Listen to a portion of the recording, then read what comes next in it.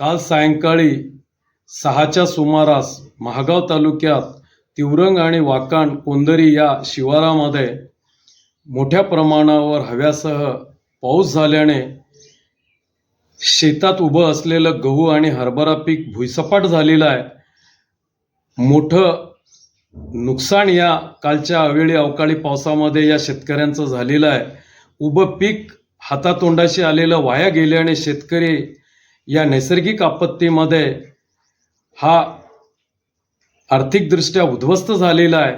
या झालेल्या शेतमालाचं तात्काळ महसूल आणि कृषी विभागाच्या माध्यमातून जिल्हा प्रशासनाने व पालकमंत्र्यांनी पंचनाम्याचे आदेश देऊन या शेतकऱ्यांचा शेतमालाचा पंचनामा करण्यात यावं व यांना भरीव आर्थिक मदत या शेतमालाच्या नुकसानीसाठी देण्यात यावं. कधी आसमानी तर कधी सुलतानी संकटामध्ये दुष्काळाच्या दृष्ट चक्रात हे शेतकरी सापडले आणि शेतकरी अत्यंत नैराश्याच्या गर्तेत आहे. शासनाने या शेतकऱ्यांना उभं करण्याचं काम करावं अशी मागणी मी स्वाभिमानी शेतकरी संघटनेच्या माध्यमातून करतो. पाणी आला म्हणलं, गारपीट पाणी आलं. एक तास गारपीट पाणी झालं. बंदा गहू झोपून दिला. वादळ खूप होतं. आज नाही म्हणलं तरी तीन एकर गहू पूर्ण झोपवला सरासरी. आज म्हणलं 70 क्विंटलचं गव्हाचं नुकसान झालं. 1.5 लाखाचं गव्हाचं नुकसान आहे. चना 1-1.5 एकर चना पूर्ण घाट्या खाली पडल्या. त्याच्याच्यानं चण्याचं नुकसान आहे. आज 30 क्विंटल चना म्हणलं तरी 1.5 लाखाचा चना. आज आमचं कास्तकाराचं नाही म्हणलं तरी 3-3.5 लाखाचं नुकसान झालं आहे.